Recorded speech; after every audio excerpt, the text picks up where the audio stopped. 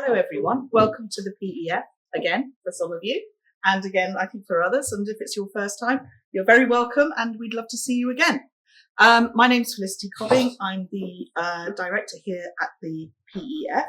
And tonight, it's my very great pleasure to introduce John MacGinnis, who's going to talk to us about foreign things. So usually we talk about things in Palestine, in the Levant, very much, that kind of locality. But now we're getting the view from outside, and the view specifically of the Assyrians, who took a particular interest, I think it's fair to say, in the Levant from a kind of acquisitive point of view. John is an old friend, and he has been involved in Mesopotamian archaeology for a long time. Since the late Assyrian period. Since the late Assyrian period, yes, indeed. And I got to know John when he was working on the British Museum's Iraq scheme, which was a response to the kind of destruction and the lack of infrastructure in Iraq's cultural heritage as a result of the war which we took part in to oust Saddam Hussein, and the chaos that ensued afterwards, and the rise of ISIS, of course. And as part of that project, he excavated at a site in the north whose name I can never remember. Adad-nerari. Yeah, you can see why. Okay. And the more interesting is Zoroaster, which was Assyrian. Ah, okay, all right. And he also co-authored this amazing book as a result of that project, which is a manual for field archaeology in the Middle East. And it is an absolutely brilliant book. It's called Laying the Foundations, Manual of the British Museum's Scheme, Iraq Scheme, Archaeology Training Program. And it's basically a guide as how to do archaeology in the Middle East with the most up-to-date techniques, the latest kind of technologies, as well as some, the basic kind of principles of what it is to dig a site well. Really, really fantastic book. I do urge you to have a look if you haven't already had a look. And without further ado, I'm now going to hand over to John to talk about looking west. Thank you. Great. Thank you very much indeed, Felicity, and welcome all of you. It's a pleasure to see you all here. The title is, of course, the road. We cover most of the things. We do cover the West and Assyria, Adad-nerari, not so much about campaigns, a little bit. But really, I'm going to be giving you a brief overview of the Assyrian involvement in the Levant, particularly the southern Levant, and then move the focus to the excavations at Nimrud, where we're working on the palace of Adad-nerari III, among other things. And this is Adad-nerari's mother, and we'll be learning more about her in due course. Well, as Felicity said, one of the origins of my involvement, both Felicity and the PF and so on, is through the Iraq scheme directed by Jonathan. So I'd like to dedicate this lecture to the memory of Jonathan, who I have such warm regard and memories of, and he did so much for all of us. Okay, so the Assyrians came down like a wolf on the fold. Most people, if they've heard of that quote, would attribute it to the Bible. It does, of course, go back to a graduate of Trinity College, Cambridge, but it talks about Assyria in the Levant. So I want to tell you some of the story of how that came about. So here's a map of the Assyrian Empire at its maximum extent. As usual, this kind of map, it's really a bit like herding cats. They were never in control of media and Tabal at the same time, and so on. And it certainly wasn't a smooth and easy process. But that does give you an idea of the full extent of the territory which came under Assyrian rule one way or the other. Well, how did it happen? We can trace that back. We're not going to go too far back. We're going to go back to the Stone Age. I don't know anything about stone, so I'm going to keep clear of the Stone Age. But if we go back to the later second millennium, so let's say around 1400 BC, and the world looks remarkably stable, quite nicely coloured, but also stable at this period with this imperial system. But that didn't last forever, of course, and particularly with the fall of, particularly after 1200 BC, there's a massive reconfiguration of the states of the Middle East. So in the aftermath, you have a proliferation of small city-states and kingdoms all across southeastern Turkey and then down the Levant. Now, as Assyria grew in power, and it's an interesting question, we won't go into it today so much, but as Assyria grew in power, they hoovered up all of these states one by one into their empire. Some under direct Assyrian rule, some as vassal kingdoms, but all swallowed up by Assyria. Of course, the ones we're going to talk more about this evening are the ones from the Palestine-Israel region, and with the ancient names of the states, Israel often referred to as Samaria, its capital, and Judah. Well, before the decipherment of cuneiform writing, quite a lot was known about Assyrian history and some of the story of the involvement of Assyria in the West through these two main sources, through classical sources and biblical sources. And of course, later on with the decipherment of cuneiform, it's possible to test these, and in many cases, you can see that these traditions are correct or come from good foundations, maybe with some emendations, and in some cases they're not. But it's not as if we didn't know about Assyria and its involvement in the southern Levant at all. Moving on to the cuneiform side, this is a very important document. It's called the Black Obelisk of Shalmaneser III, now in the British Museum. And it's the first monument which records the interaction between Assyria and Israel. So, of course, tremendously important from that point of view. So Shalmaneser is also a good king to start with. Now, his father, Ashurnasirpal, campaigned massively in the west as well as other directions, but didn't come to direct contact with Israel. He may or may not have heard of it, and I'm sure they had heard of him, but it's with Shalmaneser that we enter into direct contact. And here it is shown for us very visually. So the king of Samaria bowing down before Shalmaneser. And we know that's who it is because it's conveniently labelled Yahu Mar Humri, so translated as Jehu, son of Omri, but probably means of the house of Omri. And of course, that's the figure well known from the Bible. So this is the first contact, and it's quite astounding to have a Photoshop of it here in this manner. It's also interesting that we know about this from the Assyrian sources, but we don't have this in the Bible. We have plenty of other documentation of interactions in due course, but not that first contact. Okay, following Shalmaneser, we have this king Shamshi-Adad V. And I should say also that Shalmaneser campaigned extensively in the west, fought some very famous battles, particularly 853 at Karkar, where he fought a coalition of 12 Syrian states to a standstill. But he came back again and again. He crossed the Euphrates at least 22 times. And in 841, he received the tribute from Yahu, which we were having a look at just then. Now, after Shalmaneser's death, Shamshi-Adad, his reign wasn't so long, and he was very occupied in other parts of the empire, didn't give attention to the west, and not surprisingly, the pressure which Assyria had exerted on that region lessened, and all those states fell out of Assyrian hegemony as much as they had been. So this is where we come to Adad-nerari III, who's the other key figure, or the key figure of our lecture this evening.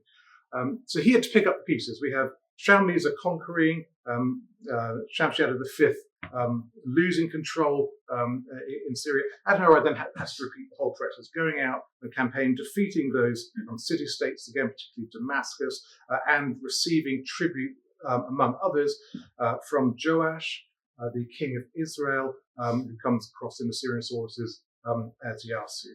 And we'll be coming back to Adad-nerari, of course, in due course. Then the pattern repeats once again, following Adad-nerari III, a retraction of the empire, weakening of the grip on the west as well as other areas, and then once again, Tiglath-Pileser this time has to come back, reconquer all these areas.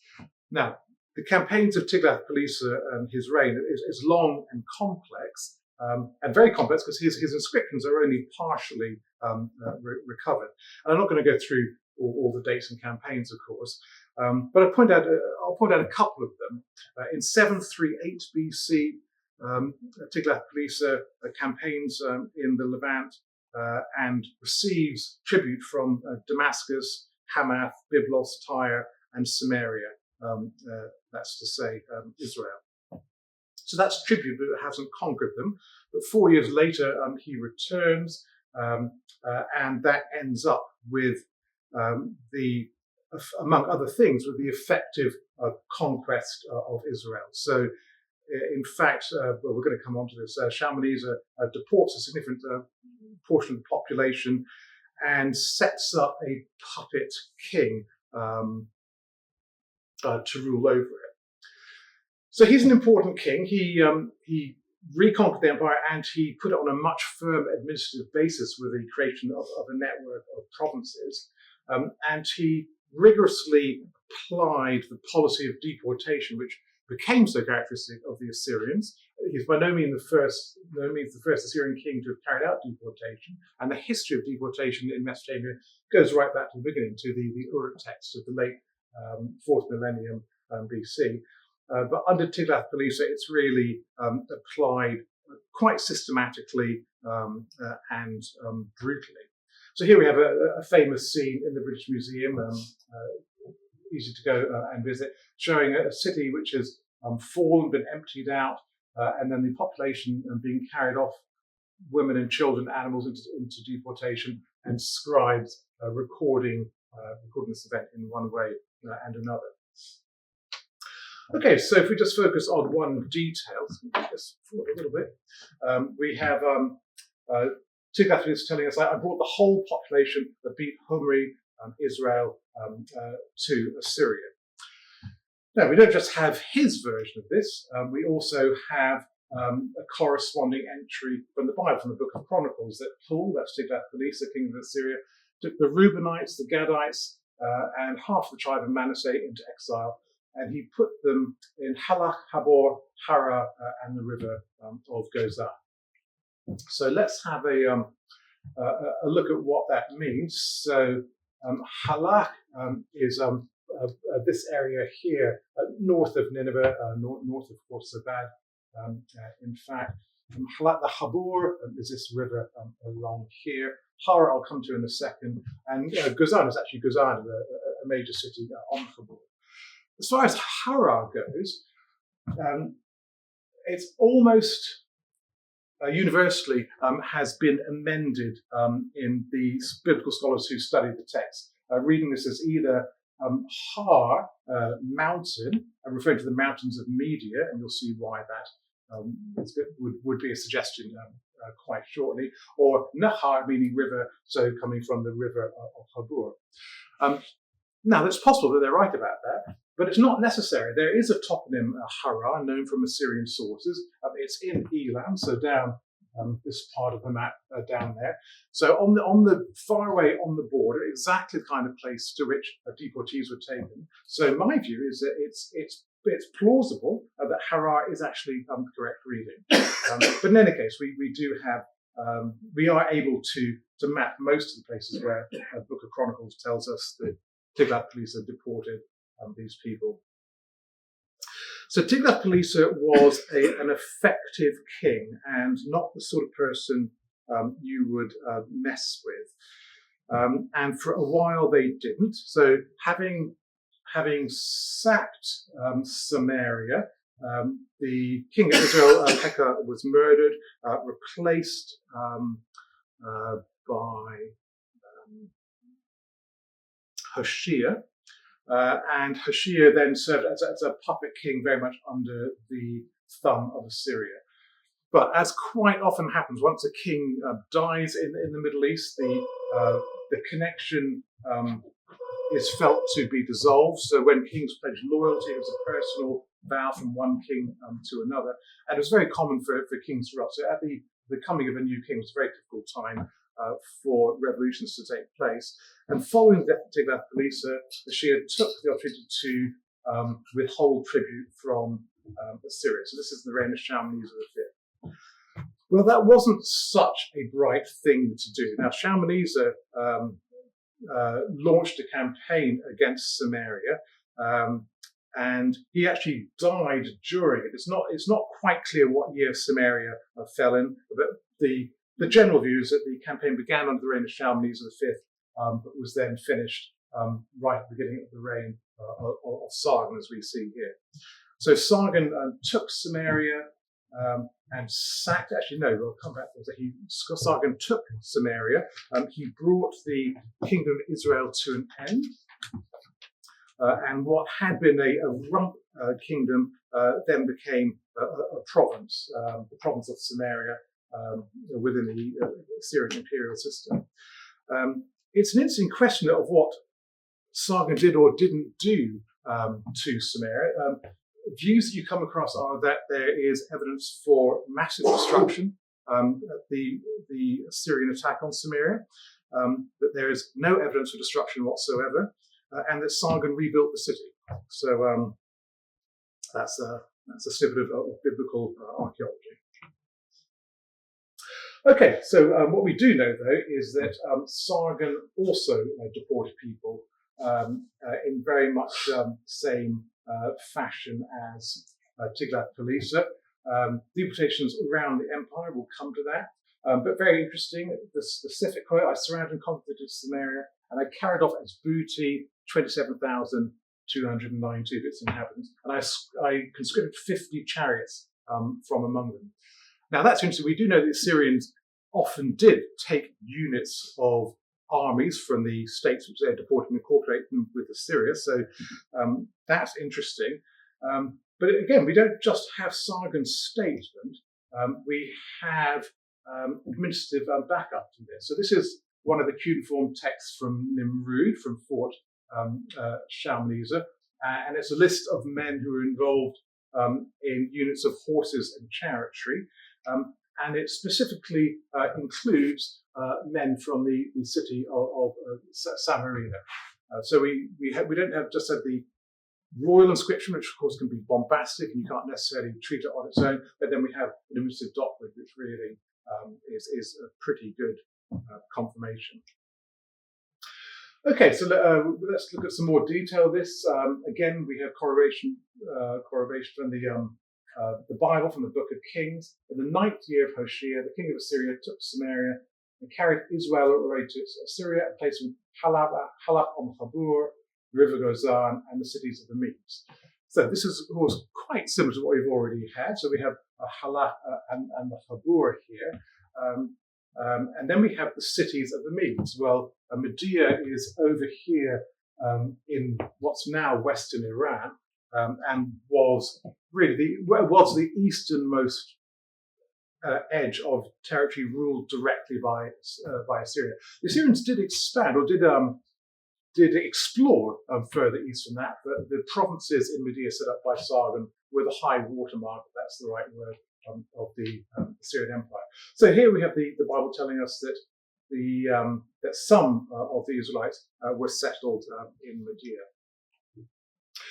And as demonstrated by Professor Karen Radner, this is actually part of a cycle, and each of these deportations is recorded in this manner. So clearly there was a ministry of deportation in the Assyrian capital or capitals, working out how to move populations around. Now, why do they do that? And many of you will know this already. But the reason for deportation was to break the structure of the local society, to make it much easier to rule a newly acquired foreign territory. And then when these deportees were moved to their distant new homelands, they were completely dependent on the Assyrian king. Okay, so we have that evidence for Israelites being taken to Media, and we have various other bits of evidence which support this story as a whole, not just the deportations. But this text here, the administrative document from Nimrud, with some names, including Hebrew names compounded in the god Yahu, and these are referring to deportees, some of whom are from Sagbat, or being taken to Sagbat, which is right over there, and interpreted by Galil as evidence of Israelite deportees in Media.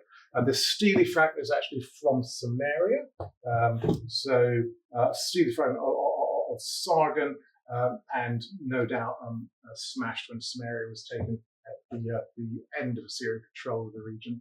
And then the Ostracon there, the one of two from Tel Gemma, are listing foreign names, but names which don't belong to any known language and which have been interpreted as being deportees from the Far East into Samaria. The reason that these names would be considered to come from the Zagros Mountains is that we think we know most of the languages from the rest of the Syrian Empire. We had a very similar situation with the tablet from Ziret Tepe.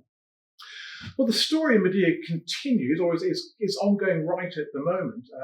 Now, no physical evidence of Israelites in the Syrian levels in Iran have been found yet. But the exploration of the Assyrian presence in Iran is gathering pace under some very talented Iranian archaeologists. So here is a map showing part of the Mahidasht in western Iran. And two things to point out. One is that just a couple of years ago, two fragments of a stele of Sargon II were discovered. They were from Kawak Tepe here, so that's clearly an Assyrian site. And the next is this site, Hira. So it's this massive fortress, and you can see, just look at it, it looks like a massive fortress, which my colleague Sajjad Libagi is proposing may be the site of Har, renamed Kar Sharukin, the great fortress stronghold of the Assyrians in western Iran. And hopefully excavations in due course will be able to shed light on that. Okay, Sennacherib. I'm not to talk much about Sennacherib because it's so well known. It's a whole lecture in itself, and I can see there might be another one here on such a thing. But Sennacherib, very involved in Palestine in his third campaign. Of course, if you go to the British Museum, an amazing exhibition of showing the evidence for Sennacherib's campaign from reliefs, from archaeological discoveries, from cuneiform inscriptions, and from the Bible. Esarhaddon, we actually have very little direct evidence of what's going on in southern the Levant, but indirectly, I think we can interpret that to mean that no evidence suggests not too much was going on. And the reason for thinking that is that Esarhaddon did launch campaigns against Egypt, and he couldn't possibly have done that if his base in the region of Israel, Judah, and Palestine was not secured. We do, though, have evidence of Esarhaddon's activities in Egypt. So these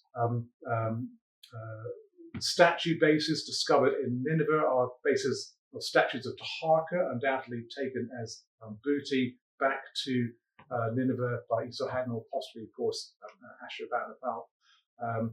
And again, a stele fragment, a broken stele fragment. So you'll probably get an impression by now that we find steles broken.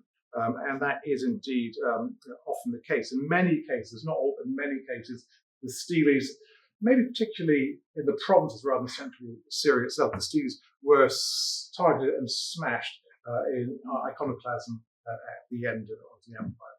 So that fragment of a stele at Esarhaddon found in southern Israel. Okay, so I'm more or less finished with the survey of the history now. I'm going to move on to a few words about Shamshad Shear and his mother. Always important to remember one's mother, and then on to the new excavations in Nimrud. So just the final years of Assyria, the collapse of the Assyrian Empire. We don't know exactly when the Assyrians pulled out and were forced out of Israel, and we have an eponym. That's an official in Assyria who's governor of Samaria, so Assyria was still in control then. So sometime between 646 BC and probably 628, when you have the reforms of Josiah. Within that window is when Assyria withdrew from that part of its empire. Okay, so Adad-nerari, we said a little about him already. I don't need to go into any great detail about the campaigns and the history and the sources, because Louis Sidal has covered these brilliantly in his monograph on that.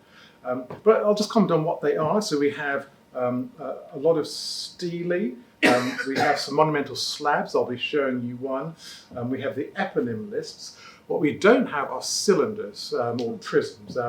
It's highly likely he will have written them, but we haven't found them yet. So, as is the case with any king in Assyrian history, we have some sources of some sort, but other sources we don't have.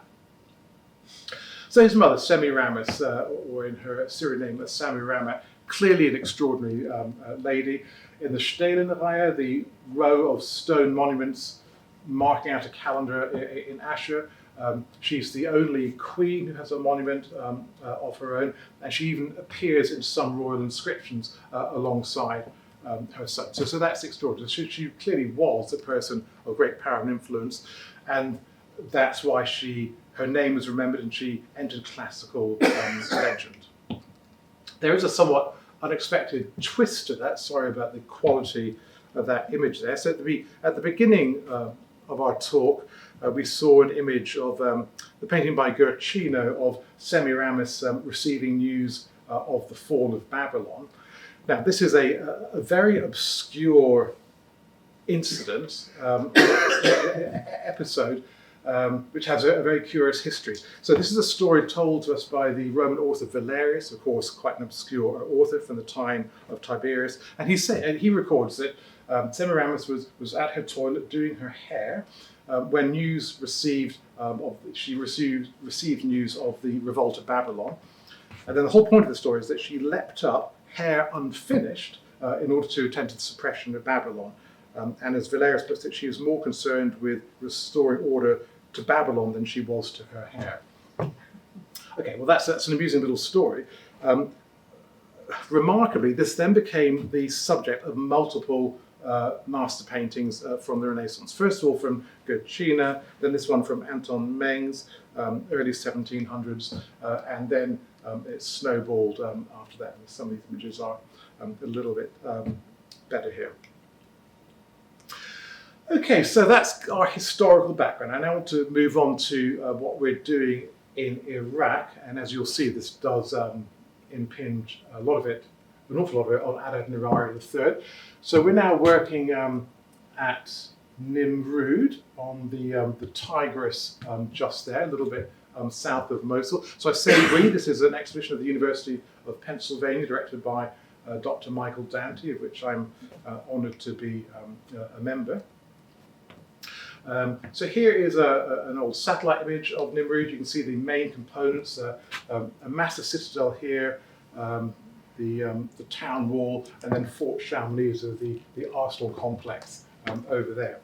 Now, Nimrud has been extensively explored, primarily on the citadel for more than a century and a half, but there's still a huge amount to do. And then also, as we'll see, there's another reason for working here as well. Yeah, so here is the citadel, and it is, as well you can see from the image itself, it's been dug very extensively. Now, some of the digging has been productive, and some of it has been less exact. But even with the 19th century excavations,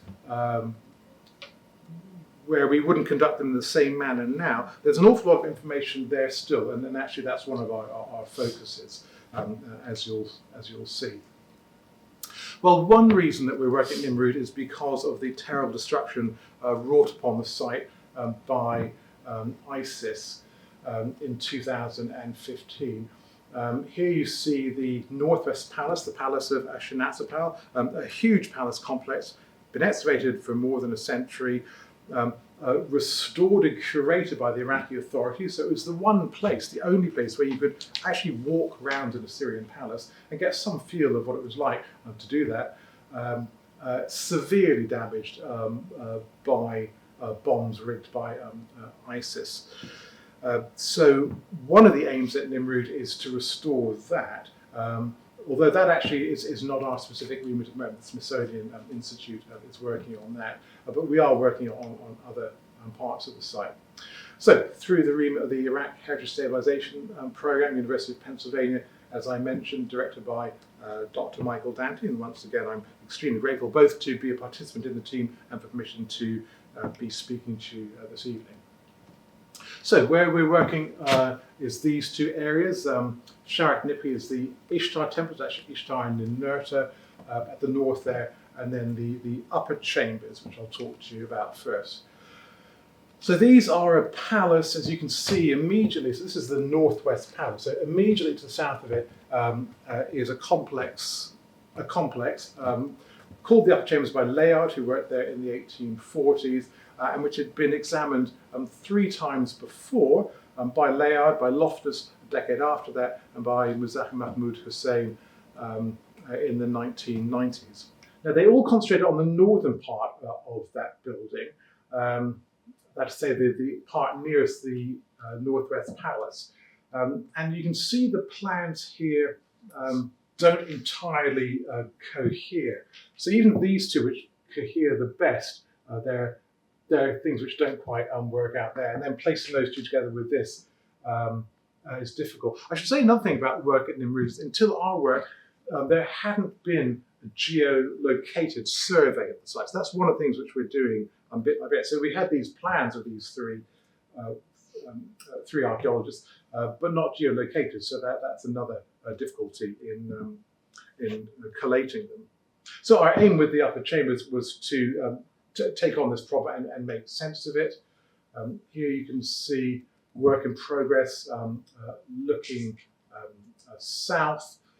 We've had 3 seasons there now, and we are making good progress, I'm very happy to say.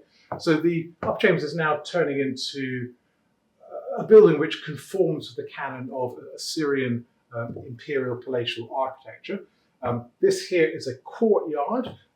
Anything beyond the west here is eroded down the side of the mound. So you have a courtyard, a throne room here with its ablution slab and tram lines. I think I can show you pictures of those in a second.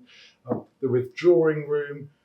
Then I think there's a living room there. We're just doing that this year. And then other adjunct chambers to the north there. Well, it's not easy digging the upper chambers. Anyone who's dug mud brick knows that it varies from easy to difficult, or one might say from very easy to impossible. And this building covers the whole range of that. So one thing is the mud brick itself can be very difficult, but also Loftus, when he dug there in the 1850s, was specifically looking for wall slabs. So once he had found a mud brick wall, he would dig a trench along the face of the wall looking for slabs. These, by the way, are relocated door slabs, not wall slabs, relocated by Loftus. So he would dig along the face of the wall. In the case of the upper chambers, there weren't any, but it means that almost every wall where Loftus found them, he's obliterated the wall face, and that does not make our life easy, I can assure you. So what do we have here? Okay. Oh yeah, this is the retiring room. So I think we've got another thing to say. This is the throne room here. This is the room behind it. So that gives you. No, it's the courtyard actually. So this is this is another thing. So not only do we have Loftus's damage, this is the courtyard, originally paved with great bricks like that, but those dug up in antiquity in the Assyrian period, and we find most of the paving gone, stone blocks being dragged around, this ramp there, and it's clear that the whole building was demolished in the Assyrian period, no doubt raided by later kings, and good candidates would be Esarhaddon and Tiglath-Pileser III. It's possible, of course, that maybe there were wall slabs and they were all taken by the raiders. I'm not sure we'll ever know the answer to that. Okay, we have one room which is beautifully well preserved, room 4, actually discovered by Muzaffer, but then he stopped at that point. Beautifully made the baked bricks, and these bricks are stamped with the stamp of Adad-nerari III, so that's good news. And then this beautifully intact monumental slab at the back there. That gives a summation of the history and genealogy of Adad-nerari III. Now, this was known before. This was actually found by Layard, covered up, found by Muzaffer and covered up, found by ourselves and covered up. But we have found several more as well since. So really, every up until now, every single threshold that we've dug has had monumental slabs, although this one here was not inscribed. And one of the ones dug by Layard is now in the British Museum. Not perfectly displayed, I would say that. So there's room for improvement there. Okay, and this is indeed the throne room, so room 6.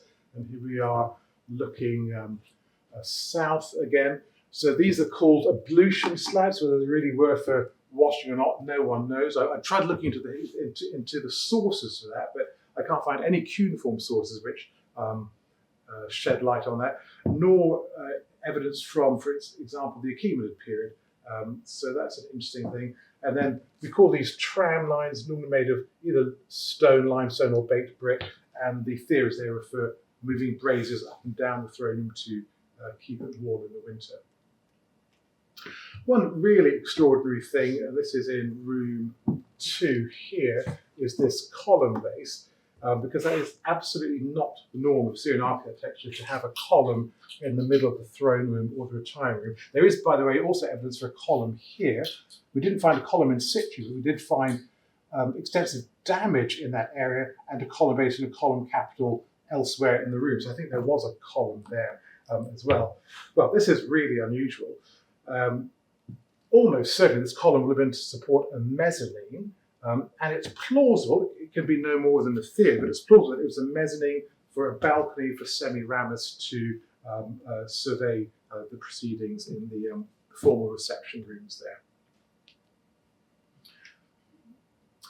Okay, we'll skip on that. Yeah, I want to move on to this because this is we get to one of our star finds. So that was the palace Adad-nerari III, and it's a lot more we could say, but let's move on. So the Ishtar Nimrud temple complex. So the temples at the northern end of the mount here, there were numerous temples at the northern end of the mount, dug by one person or another over the last 150 years, often not well dug and not well planned. And the plans, it's been difficult getting the plans to cohere. But again, as with the upper chambers, we're making massive progress on that.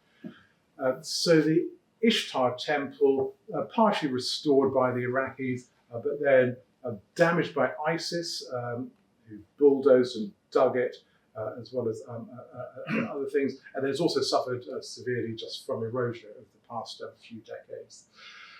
So our aim here has been to clean up the area first of all, and then to move on from that point, to clean it up, to map it properly, and then start digging new areas. That's just what we've done. This room here, this is the chamber connecting the Ishtar temple over there to the east and the Nimrud temple here tucked under the ziggurat to the west. So partly I think these bricks were stones actually were robbed in antiquity, but also an ISIS backhoe clawed away here and just missed the walls and missed, for example, this stele here. So who knows what ISIS did find and take over? They also missed something. So I think this is an extraordinary piece. I can't talk about it this evening, but in due course, no doubt that's going to be of interest too. But our work this year has been along this stretch here. So you have the chamber here, you have a courtyard there, and we're working along the eastern side of the courtyard. There's probably going to be a map at some stage. Yeah, here we are. So there, Ishtar courtyard, that's the chamber, that's where the stele is there. And then we've been doing these areas in red this year. So 3 new rooms. None of them are dug, none of them excavated before. There are places where there are tunnels from the time of Rassam probably going through them along the edges, but by and large the deposits are intact. So this is intact destruction debris from 612 BC. So enormously important and enormously interesting, enormously rich in finds. So I'll just go back a second. So we have a main shrine here. And this is a monumental slab. I have a separate picture of that. A monolith, a massive slab covered in cuneiform writing. So main shrine there, and a storeroom of it, and then a smaller shrine here in that niche there. So I think we're going to see the smaller shrine first. Yeah, so this is looking into the smaller shrine, and with the niche there, paved with a cuneiform in size, a limestone block again, and here, for example, a stone receptacle, which must have been something to do with offerings. I should say, by the way, that throughout this process, it's great to be digging it in this day and age.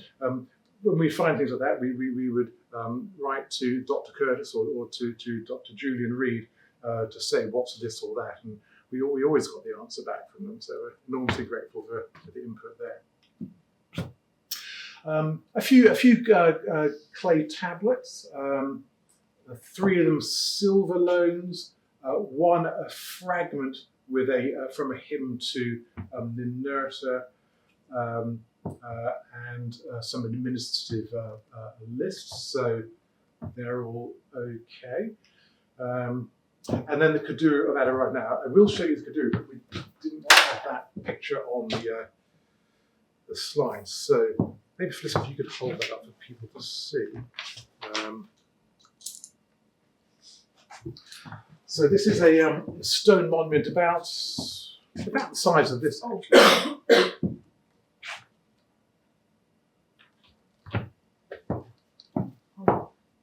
Got it back. Okay, that's great. Sorry. Yeah, just press the button when it goes there.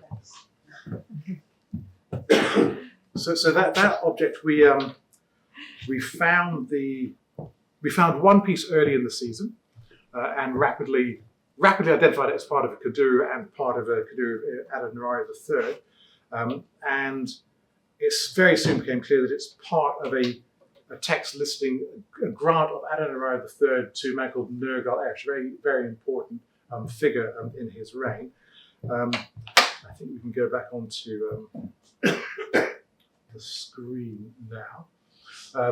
So grant to Nergal-eresh, who was governor of Resapa, and you will see that I'm wrong about this. Governor of Resapa, who was then granted the territory of Hindani.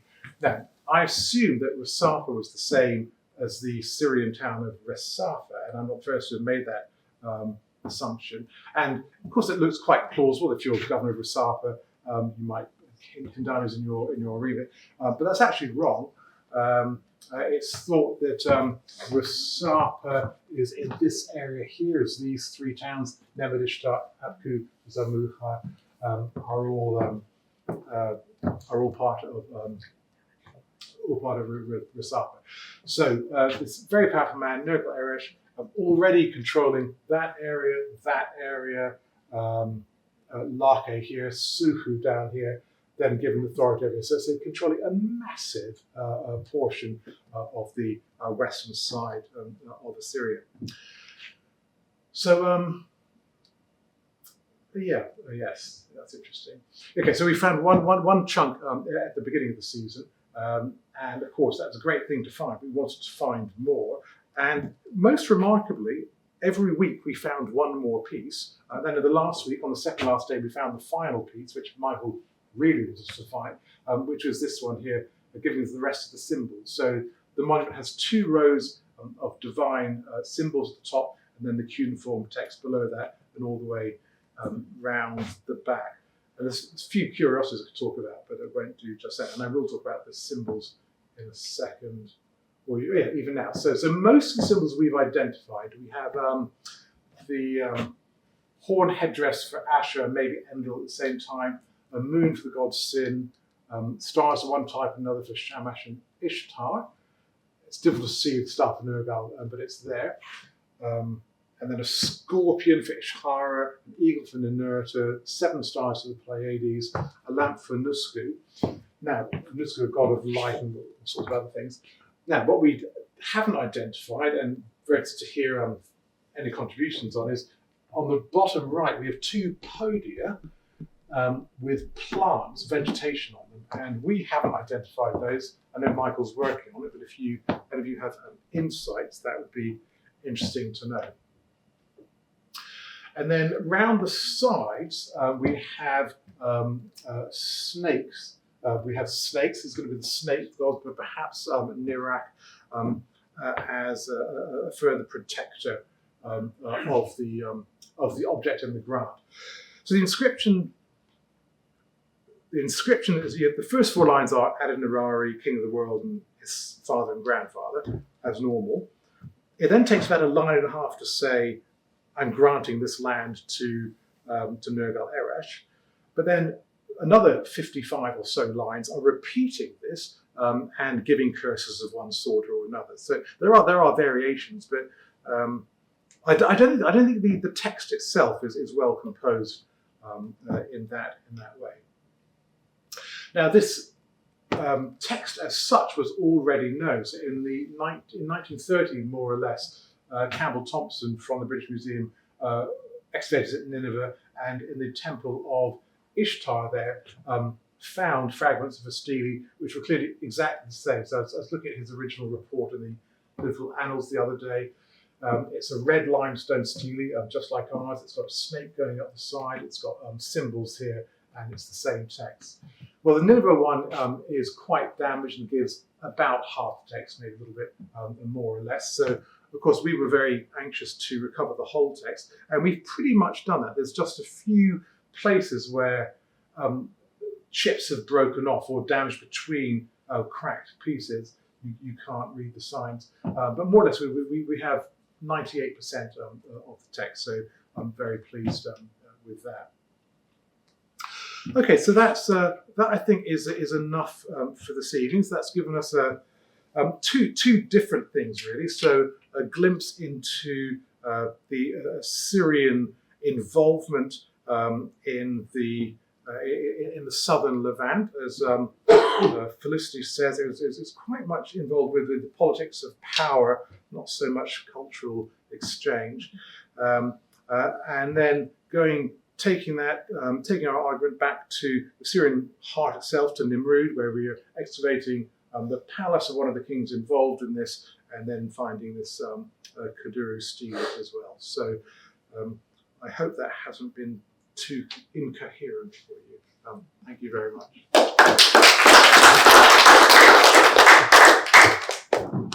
Take a few questions from your audience. As long as they're easy, yes. Very good. I'm sure they'll be very difficult, but yes, please. Thank you very much for that. Very, very interesting. When it comes to transporting populations, and you're talking 30,000 from one region to another, and that's displaced. Is there any sort of documentation or any cuneiform tablets about this? Because it seems that must have been an incredible amount of administration. Yeah, so that's an excellent question. And the answer is there is some documentation, but not an awful lot. And it's one of the big issues which people are interested in is how the deportation. There are many issues involved with deportation, but one of them is how the deportation was actually effected. And as you say, it has been a massive administrative process. There are one of the jewels of Assyriology is the royal correspondence of the Assyrian kings. There's about 3,000 letters from the royal correspondence which have been recovered, mostly from the Syrian heartland, but some from other places. And many of these are correspondence between the Syrian king and his governors in one province and another. And there are references to deportees and providing them with food and water and so on, but not many. It has to be imagined that it was a very inexact process. So they will have arranged to move thousands of people, for example, from Israel over to Medea, and they'll have had maps. Assyrian maps on them. Getting interested in now. They must have had maps where they mapped these things out and sent out orders.